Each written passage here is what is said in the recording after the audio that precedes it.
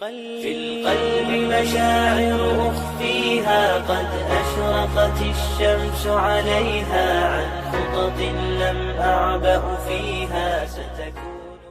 بسم الله الرحمن الرحيم. السلام عليكم ورحمة الله وبركاته. Alhamdulillah, alhamdulillahilladzi anzalnahu alaina al-Qur'an fi syahri Ramadan hudan linnasi wa bayyinatin minal huda wal furqan. Ashhadu an la ilaha illallah wahdahu la syarika lah wa ashhadu anna Muhammadan abduhu wa rasuluhu la nabiyya ba'dah. Allahumma salli wa sallim wa barik ala Sayyidina Muhammad wa ala alihi Sayyidina Muhammad. Amma ba'du. Para alim ulama, asatid wal asatidat, bapak-bapak, ibu-ibu jamaah salat Isya dan tarawih yang dimuliakan oleh Allah Subhanahu wa taala. Puji dan syukur marilah senantiasa kita mengucapkan kepada Allah Subhanahu wa taala yang alhamdulillah pada malam ke-16 Ramadan ini kita masih diberikan oleh Allah nikmat iman dan Islam. Allah berikan kita nikmat sehat rohani maupun jasmani kita sehingga kita dapat melaksanakan rutinitas ibadah kita kepada Allah Subhanahu wa taala, baik itu ibadah wajib maupun ibadah sunnah pada bulan suci Ramadan. Selawat berangkaikan salam marilah kita sampaikan kepada Nabiullah Muhammad sallallahu alaihi wasallam biqauli Allahumma salli wa sallim wa barik ala Sayyidina Muhammad wa ala alihi Sayyidina Muhammad. Mudah-mudahan dengan salawat yang telah kita sampaikan kepada beliau, insyaallah kita akan selalu mendapatkan syafaatnya di yaumil akhir. Amin ya Allah ya rabbal alamin. Bapak-bapak, ibu-ibu jamaah salat Isya dan tarawih yang dimuliakan Allah. Dalam kajian yang singkat ini saya akan menyampaikan dalam sebuah tema dua bentuk memfungsikan Al-Qur'an. Al-Quran merupakan wahyu dari Allah Subhanahu wa ta'ala untuk kehidupan manusia yang baik dan benar. Dua cara memfungsikan Al-Quran. Al-Quran adalah kitabullah yang diturunkan Allah kepada Nabi Muhammad sallallahu alaihi wasallam. Maka dari itu kiranya setelah Allah turunkan kepada Nabi Muhammad untuk umatnya, maka hendaklah kita fungsikan Al-Quran tersebut. Ada dua fungsi Al-Quran. Yang pertama, mengeluarkan manusia dari kegelapan hidup kepada cahaya yang terang menerang. Kita lihat dalam surah Ibrahim ayat 1. Bismillahirrahmanirrahim. Kitabun anzalnahu ilaika litukhrijan nasa minaz zulumati ilan nur biidzni rabbihim ila siratil azizil hamid.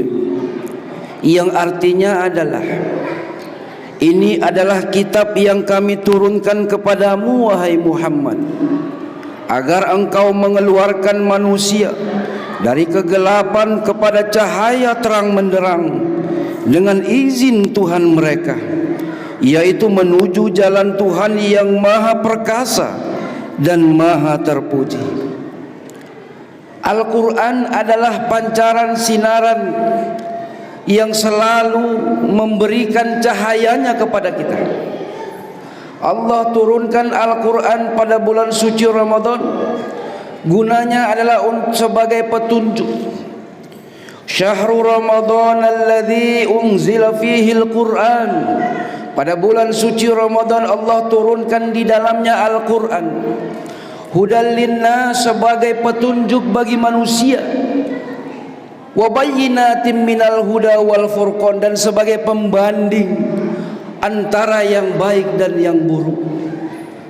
Sudah jelas Al-Quran diturunkan oleh Allah Subhanahu wa ta'ala sebagai petunjuk, sebagai referensi dalam kehidupan kita sehari-hari. Maka dari itu mari selalu kita mentadabburkan Al-Quran. Maka dari itu mari kita selalu mengamalkan Al-Quran.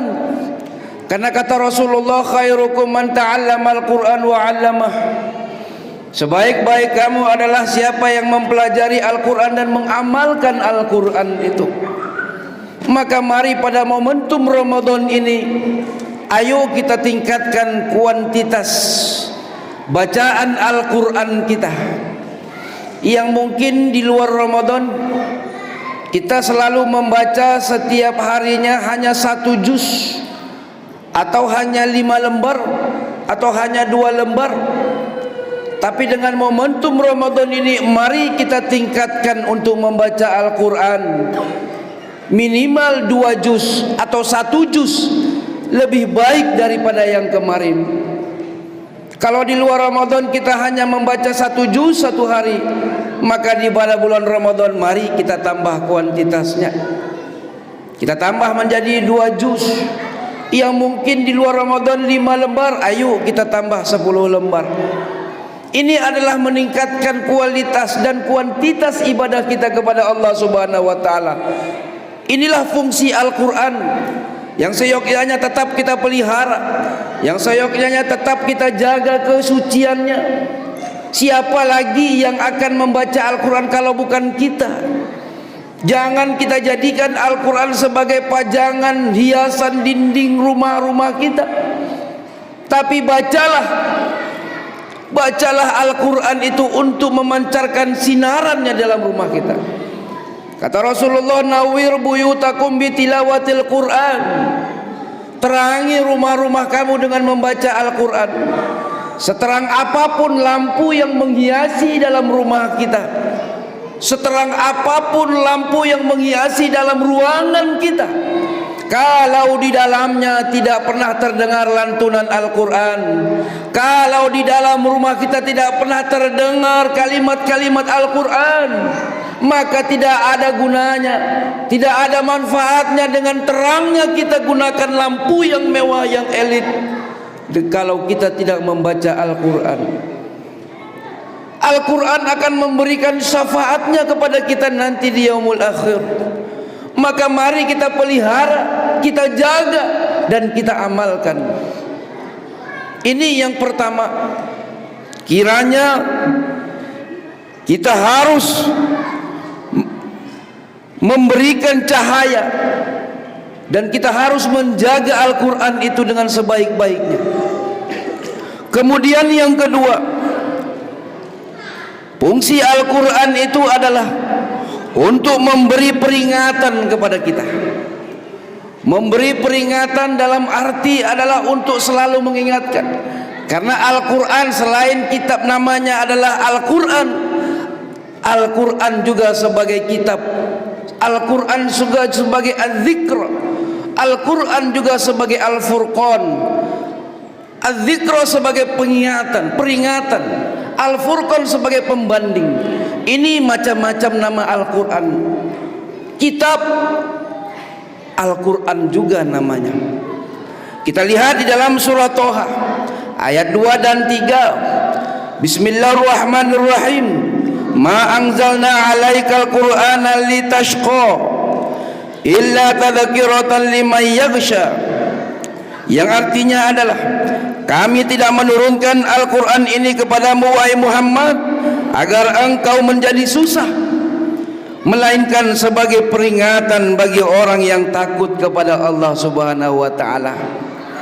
Semua sudah dijelaskan di dalam Al-Quran, baik itu dalam kehidupan kita seharinya, dalam kehidupan kita di dunia ini, maupun dalam kehidupan akhirat. Dari mulai proses pembuatan langit dan bumi, terciptanya langit dan bumi, proses pembuatan manusia, semuanya sudah dijelaskan di dalam Al-Quran. Bahkan diingatkan kembali bagi mereka, bagi kita yang ingkar, diingatkan kembali bagi kita yang sedikit menyimpang. diingatkan kembali bagi kita yang jauh dari Allah Subhanahu wa taala. Inilah dalam kandungan Al-Qur'an sebagai peringatan bagi kita semuanya. Maka dari itu, dengan adanya Al-Qur'an ini, peringatan yang diberikan oleh Allah kepada kita, maka jadikan momentum kita untuk dalam perubahan kehidupan, dalam perubahan sikap yang mungkin kita selama ini jauh dari Al-Quran, kita jauh dari Allah, tapi dengan momentum Ramadan kita dekat dengan Al-Quran dan kita dekat dengan Allah Subhanahu wa ta'ala. Tidak ada orang yang dapat merubah Al-Quran, baik satu huruf pun tidak ada yang mampu untuk merubah. Ini adalah keistimewaan Al-Quran dibandingkan dengan kitab-kitab lainnya. Maka dari itu, ayo kita tanamkan diri kita bagaimana kita untuk istiqomah selalu mentadabburkan Al-Quran. Tidak ada yang meragukan isi kandungan Al-Quran itu. Dzalikal kita la raiba fihi. Di dalam Al-Quran itu tidak ada keraguan, isi kandungannya tidak ada keraguan. Maka dari itu marilah kita tanamkan diri kita untuk selalu membaca Al-Quran.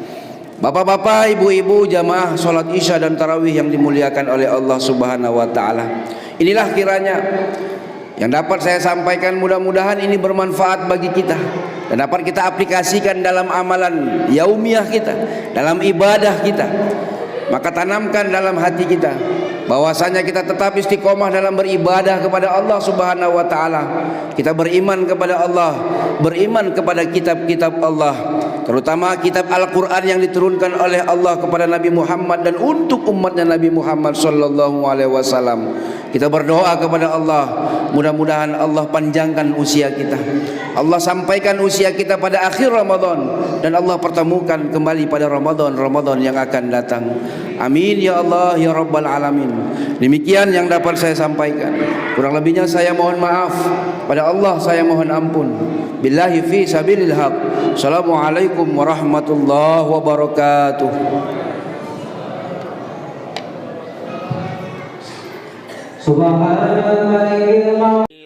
في القلب مشاعر أخفيها قد أشرقت الشمس عليها عن خطط لم أعبأ فيها ستكون